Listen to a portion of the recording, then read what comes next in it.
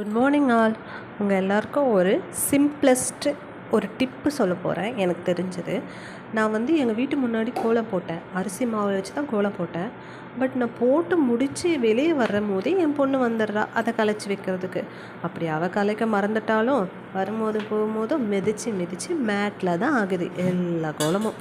அதுக்காக உங்களுக்கு ஒரு சிம்பிளாக டிப்ஸை சொல்கிறேன். ஒரு பவுல் எடுத்து கோலம் போடுறதுக்காக பச்சரிசி மாவை அரைச்சி வச்சுருக்கேன்.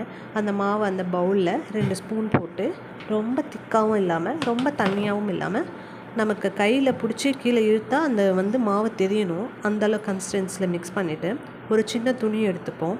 இது நம்ம பழைய காலத்தில் அம்மா ஃபாலோ பண்ணது, அம்மா ஃபஸ்ட்லேருந்து ஃபாலோ பண்ணிகிட்ருக்குது. இப்போ நான் உங்களுக்கு அதை சொல்கிறேன். அந்த துணியை எடுத்து கையில் வச்சுக்கிட்டு அந்த ஈரத்தில் முக்கி எடுத்து கையில் இந்த மாதிரி கோலம் போட்டிங்கன்னா அழகாக வரும்.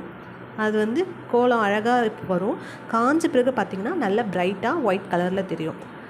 எங்களோட டைல்ஸில் கிளியராக தெரியல, அதனால் நான் உங்களுக்கு ப்ரௌன் கலர் டைல்ஸில் போட்டு காமிக்கிறேன். இது காஞ்ச பிறகு அப்படியே இருக்கும். சாக் பீஸில் போடுறத விட ரொம்ப அழகாகவும் பிரைட்டாகவும் இருக்கும். ஒரு பாசிட்டிவ் வைப் கொடுக்கும் உங்கள் வீட்டுக்கு. கண்டிப்பாக இந்த டிப் உங்களுக்கு பிடிக்கும்னு நினைக்கிறேன். ட்ரை பண்ணி பாருங்கள்.